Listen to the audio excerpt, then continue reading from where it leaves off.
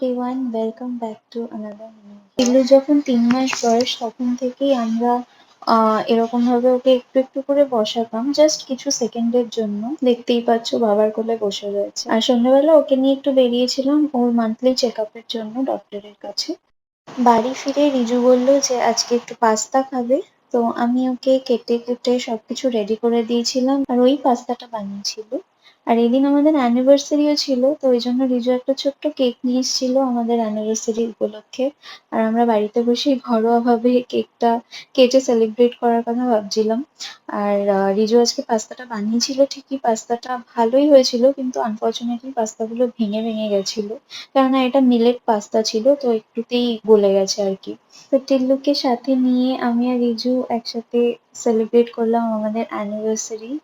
তোমাদের এই ভিডিওগুলো কেমন লাগছে জানিও। একটু লেট হচ্ছে ঠিকই, কিন্তু আমি আস্তে আস্তে সমস্ত ভিডিওগুলো তোমাদের সাথে শেয়ার করছি। তো তোমরা প্লিজ কমেন্ট করে জানিও আর আমাদের টিল্লুকে অনেক অনেক ভালোবাসা দিও।